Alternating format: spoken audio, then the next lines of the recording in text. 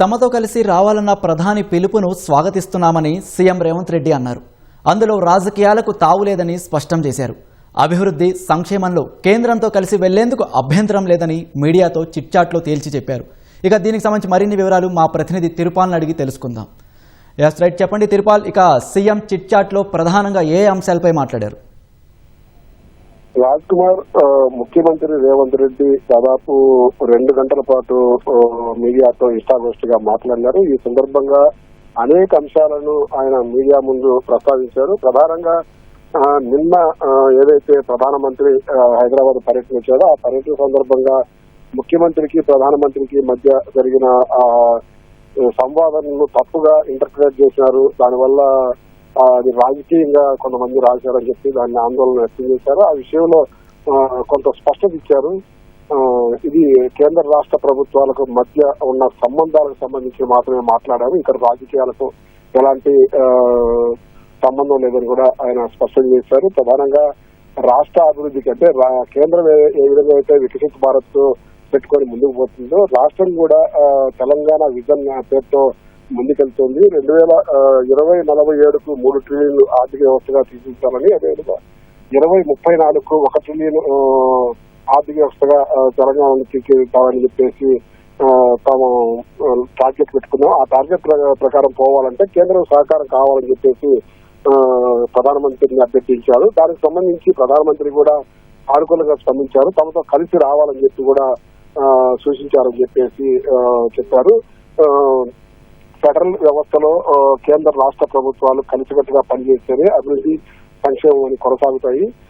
ఇందులో రాజకీయాలకు ఎలాంటి అవకాశం లేదని చెప్పేసి సీఎం స్పష్టం చేశారు. అయితే తాను అడిగిన విషయాన్ని ప్రధానమంత్రి కూడా దానికి అంగీకరించారు. ముందుకు వెళ్ళడానికి చురుకును వ్యక్తం చేశారని చెప్పారు. అయితే రాష్ట్రానికి సంబంధించిన అభివృద్ధి సంక్షేమ కార్యక్రమాలకు సంబంధించి పూర్తిగా పవర్ పాయింట్ ప్రెజెంటేషన్ వివరించేదానికి తమకు 2 గంటల సమయం కావాలని కూడా కోరినట్టుగా కూడా ముఖ్యమంత్రి చెప్పారు.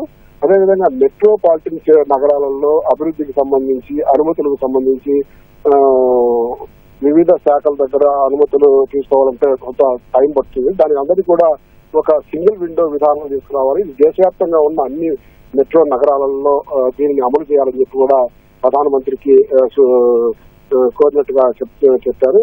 ఆ తర్వాత దీనికి సంబంధించిన తర్వాత ఈ డీలిమిటేషన్ తర్వాత దేశవ్యాప్తంగా జరుగుతున్న జనగణనకు సంబంధించి కానీ మహిళా రిజర్వేషన్ సంబంధించి కూడా ఆయన ఈ చిట్చాట్ లో ప్రధానంగా ప్రస్తావించారు. 4 అంశాలకు సంబంధించి 4 రకాలుగా మనం ముందుకు వెళ్లాల్సింది. అన్నింటినీ ఒకే విధంగా ముందుకెళ్లేదానికి అవకాశం లేదు. డీలిమిటేషన్ విషయంలో ఏదైతే సుప్రీంకోర్టు ఆర్డర్ ఇచ్చిందో అంటే విద్యా ఉపాధికి సంబంధించి సుప్రీంకోర్టు 50% డిజబిలిటీ 50% మెరిట్ ఆ విధానం కూడా అనుసరించినట్లయితే కూడా ఏ రాష్ట్రానికి కూడా ఎలాంటి నష్టం జరగదని చెప్పి కూడా ముఖ్యమంత్రి స్పష్టం చేశారు.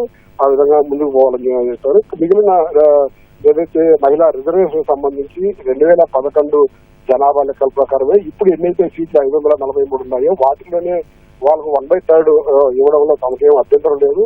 2023లో చేసిన ఏదైతే రిజర్వేషన్ సంబంధించిందో దాన్ని చట్ట సవరణ చేసి ఆ విధంగా ముందుకు వెళ్లాలని చెప్పి కూడా సూచించినట్టు చెప్పారు. అదేవిధంగా ఇంకా ఈ నియోజకవర్గాల పునర్విభజన కానీ మిగిలిన అంశాలన్నింటి కూడా తమ అభిప్రాయం ఏదైతే ముందు నుంచి వ్యక్తం చేస్తారో అదే దానికి కట్టుబడి ఉన్నట్టుగా కూడా స్పష్టం చేశారు. మరొక వైపు నక్సల్స్ విషయంలో కేంద్ర ప్రభుత్వ బీజేపీ వైఖరికి కాంగ్రెస్ వైఖరికి పూర్తిగా భిన్నంగా ఉందని చెప్పి ముఖ్యమంత్రి ఈ విషయాన్ని వివరించారు. అయితే బీజేపీ అయితే హింస కోణంలో ఎవరైనా వ్యతిరేకిస్తే ఎదిరిస్తే చంపేయాల హింసా మార్గంలో ముందుకెళ్లాలనే కోణంలో వాలాలు ఇస్తున్నారు. కాంగ్రెస్ పార్టీ ఆ విధంగా ఉండదు. వ్యక్తి యొక్క జీవితానికి విలువ తెలిసిన వాళ్ళము, ప్రాణం విలువ తెలిసిన కాబట్టి మేమంతా కూడా మావోయిస్టులను కూడా జనజీవన స్రవంతిలో కలిసి ఏదైతే బ్యాలెట్ విధానంలో మేము ముందుకు పోతున్నామో ఆ విధానంలోకి రావాలని చెప్పేసి వాళ్ళందరూ కూడా పిలుపునిస్తున్నాము. బుల్లెట్ విధానాన్ని పక్కన పెట్టేసి బ్యాలెట్ విధానంలోకి రావాలని చెప్పేసి కోరాము. ఆ విధంగా వాళ్ళందరినీ కూడా అంటే దేశంలో ఏ రాష్ట్రం కూడా చేయనంత ఎక్కువగా 818 మందిని పూర్తిగా లొంగిపోయారు. ఇక్కడ తెలంగాణ పోలీసులు చేసిన తీరును, తెలంగాణ పోలీసులు ఆ విషయంలో చేసిన కృషిని ప్రశంసించాల్సి ఉంది. చాలా ఎఫర్ట్ పెట్టారు. పూర్తిగా ఒక నమ్మకం కలిగించడంతోనే వాళ్ళందరూ కూడా జనజీవన స్రవంతిని పెంచడానికి ముందుకొచ్చారని చెప్పేసి స్పష్టం చేశారు. ఆ తర్వాత ఏదైతే బండి సంజయ్ కుమారుడికి సంబంధించిన కేసుకు సంబంధించి కూడా చాలా స్పష్టంగా వివరించారు. ఇప్పటి వరకు డీజీపీతో అదేవిధంగా సీఎస్ తో కూడా ఇదే అంశంపై సమీక్షించాను. ఆ సమీక్షలో కూడా చాలా క్లారిటీగా చెప్పారు. చట్టం ఏ విధంగా ఉందో చట్టపరంగానే ముందుకెళ్లాలని కూడా చెప్పాము. అందులో ఎలాంటి విషయాలు ఉన్నాయనేది పూర్తిగా లోతుగా విచారణ చేస్తే గానీ మనకు స్పష్టత ఉండదని చెప్పి కూడా సీఎం చెప్పడం జరిగింది. దానికి సంబంధించి 8-9 తేదీల్లో పూర్తిగా ప్రధానమంత్రి భద్రతకు సంబంధించి ఉన్నాం కాబట్టి పోలీసులు ఎవరు కూడా దాని మీద కాన్సన్ట్రేషన్ చేయలేని పరిస్థితి ఏర్పడిందని చెప్పేసి ముఖ్యమంత్రి దానికి సంబంధించిన వివరణ ఇచ్చారు. అదేవిధంగా దీంట్లో బండి సంజయ్ కుమారుడు పెట్టిన కేసు కానీ లేక ఇక్కడ పేట్ బషీరాబాద్ లో నమోదైన కేసు కానీ ఇది రెండింటికి సంబంధించి దేనికదే ప్రత్యేకంగా విచారణ కొనసాగుతుందని చెప్పి స్పష్టం చేశారు. ఇక్కడ పేట్ బషీరాబాద్ లో ఏదైతే బాధితురాలు ఫిర్యాదు చేసిందో దాని మీద ఒక ఐఏఎస్ మహిళా అధికారిని ప్రత్యేకంగా నియమించి దానికి పూర్తి స్థాయిలో విచారణ చేస్తాం. చట్టపరంగా విచారణలో ఏం చేస్తే దాని ప్రకారమే ముందుకెళ్తామని అని కూడా స్పష్టం చేశారు. ఇక ఈ హ్యామ్ రోడ్డుకు సంబంధించి ఏదైతే టెండర్లలో కొంత అవకతవకలు జరిగాయి, ఎక్సెస్ చేశారని చెప్పేసి బీఆర్ఎస్ నుంచి కొంత విమర్శ వచ్చాయి. దాని మీద కూడా స్పష్టత ఇచ్చారు. ఏదైతే ఈ హ్యామ్ రోడ్డుకు సంబంధించి టెండర్లు వేశారో వాళ్ళంతా కూడా హరీష్ రావుకు సంబంధించిన వాళ్ళే 90% ఉంటారు కాబట్టి వాళ్ళు వేసింది కాబట్టి ఆ విషయాలు కూడా హరీష్ రావు తెలుసు. ఎక్కడ కూడా మేము టెండర్లలో ఏం వేశారు ఏముండదు అనేది కూడా తెలియదు.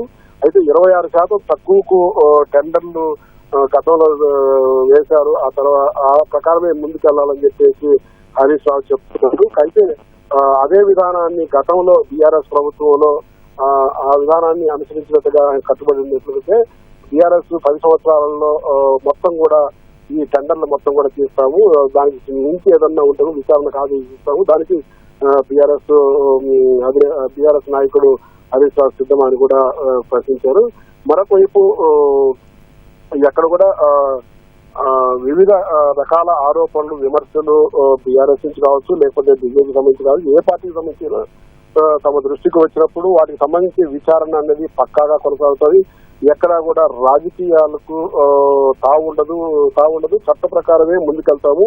తాను ఎప్పుడు కూడా రాజకీయ కక్ష సాధింపు చేయగా ముందుకు వెళ్ళనని అట్లా బీఆర్ఎస్ గానీ బీజేపీ గానీ ఎవరైనా గానీ ఎంఐఎం గానీ వీళ్ళంతా కూడా రాజకీయ ప్రత్యర్థులే గానీ వాళ్ళెవరు కూడా నాకు శత్రువులు కారు. వాళ్ళు ఎవరు తప్పు చేసినా సిస్టమ్ తన పని తను చేసుకోబోతుంది. ముఖ్యమంత్రికి కూడా ఒక సిస్టమ్ అనేది ఉంటుంది. ఆ సిస్టమ్ ప్రకారమే నడుచుకోవాల్సి ఉంటుంది. విచక్షణ అధికారం ఉండాలని చెప్పి ఇష్టానుసారంగా విచక్షణ అధికారాన్ని ఉపయోగించేదానికి అవకాశం ఉండదని కూడా స్పష్టం చేశారు. తాను ఆ విధంగా ముందుకు వెళ్లాలని కూడా ఆలోచన లేదు. కాబట్టి మేము ఆ విధంగానే ఏదైతే సిస్టమ్ ఉందో ఆ సిస్టమ్ ఫాలో అవుతాము, సిస్టమ్ ప్రకారమే ముందుకెళ్తాం కూడా అని కూడా ముఖ్యమంత్రి స్పష్టం చేశారు. మరొక వైపు పంట మార్పిడికి సంబంధించి కూడా ఇప్పటికే కొంత సమాచారం ఉండాలి. దానికి సంబంధించి పూర్తి స్థాయిలో అధ్యయనం చేసిన తర్వాత ముందుకెళ్తామని చెప్పారు. విద్యా కమిషన్ ఏదైతే ప్రతిపాదనలు ఇచ్చిందో ఆ ప్రతిపాదనలకు సంబంధించి ఉన్నతంగా అమలు చేసేందుకు అవకాశం లేదు. పూర్తి స్థాయిలో అధ్యయనం చేయమని చెప్పేసి కేశవరావు కమిటీకి ఇచ్చాము. ఆ కమిటీ అధ్యయనం చేసి దాని మీద లోతుపాతులు తెలుసుకున్న తర్వాత సానుకూలత ప్రతికూలత బేరీ చేసుకున్న తర్వాత ముందుకెళ్తామని చెప్పి స్పష్టం చేస్తున్నాం. అయితే ఏదైతే ఇంటర్మీడియట్ విద్య ఉండదో దానికి సంబంధించి ఈసారి ప్రాథమిక విద్యలో కలిపేదానికి అవకాశం లేదు. ఇప్పటికైతే విరమించుకుంటామని కూడా ముఖ్యమంత్రి స్పష్టం చేశారు. ధన్యవాదాలు తిరుపాల్.